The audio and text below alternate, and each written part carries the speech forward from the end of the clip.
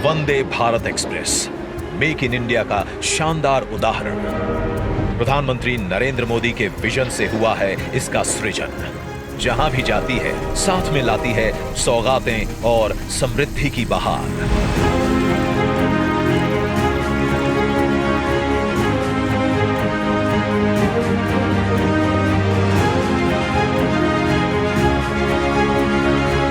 और आज पश्चिम बंगाल में देश की 7वीं वंदे भारत ट्रेन को लॉन्च कर रहे हैं प्रधानमंत्री नरेंद्र मोदी। गति, सुरक्षा और सेवा के ध्येय के साथ निर्मित वंदे भारत एक्सप्रेस नए भारत के तेजी से बदलते रेलवे का नया चेहरा है।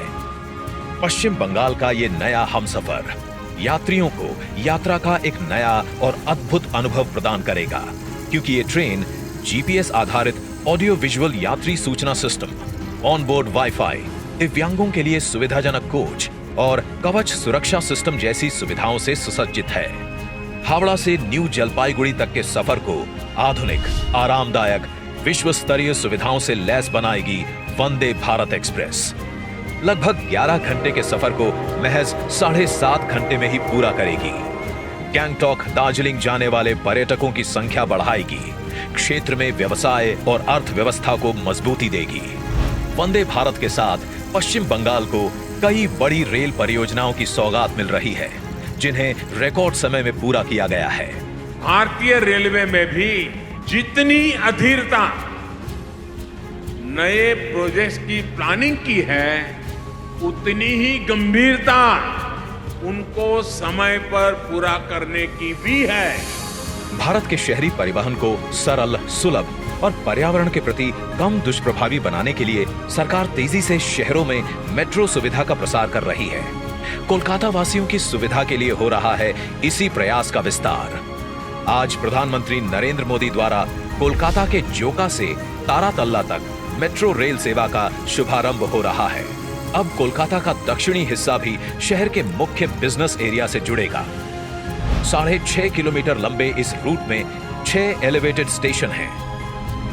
डायमंड हार्बर का सफर जो सड़क से 30 से 40 मिनट में पूरा होता है, अब मेट्रो से 15 मिनट में पूरा होगा और इसका फायदा प्रतिदिन सफर करने वाले 25 से 30 हजार लोगों को मिलेगा। New Jalpaiguri station redevelopment project का भी आज शिलान्यास हो रहा है।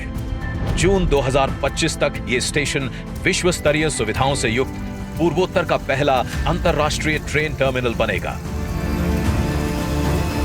इस हेरिटेज टर्मिनल को अगले 45 सालों तक रेल ट्रैफिक सुगम बनाने के विजन के साथ डिजाइन किया गया है। ट्रैफिक मैनेजमेंट, पोडियम पार्किंग, आगमन और प्रस्थान के लिए अलग द्वार, दिव्यांगों के लिए अलग सुविधाओं के साथ सीसीटीवी से लैस इस स्टेशन को ग्रीन बिल्डिंग बनाने के लिए सोलर एनर्जी, जल संरक्षण, वर्षा जल संचय की व्यवस्था होगी। साथ ही आज पश्चिम बंगाल को मिल रही है कई और सौगातें। 25.83 किलोमीटर लंबी बैंची शक्तिगढ़ थर्ड लाइन, जिससे हावड़ा और बर्धमान के मध्य बढ़ेगी यात्रियों की संख्या, मिलेगा छोटे व्यापारियों और क्षेत्रीय लोगों को लाभ। 25.41 किलोमीटर लंबी दानकुनी चंदनपुर फोर्थ लाइन, जो बढ़ाएगी यात्रियों की सुविधा, छोटे व्यापारियों और श्रमिक वर्ग को होगा लाभ। Nimtita new Farakka double line track, जिससे हावड़ा और गुवाहाटी के बीच सफर में लगेगा कम समय। और अंबारी फालाकाता न्यू मैनागुड़ी गुमानीहाट डबलिंग प्रोजेक्ट, जिससे कूच बिहार और जलपाईगुड़ी क्षेत्र के विकास के खुलेंगे द्वार। यात्रा का समय घटेगा और क्षेत्रीय व्यापार बढ़ेगा। प्रधानमंत्री नरेंद्र मोदी के नेतृत्व में आजादी के बाद पहली बार भारतीय रेल की क्षमता को इतने बड़े स्तर पर इस्तेमाल किया जा रहा है।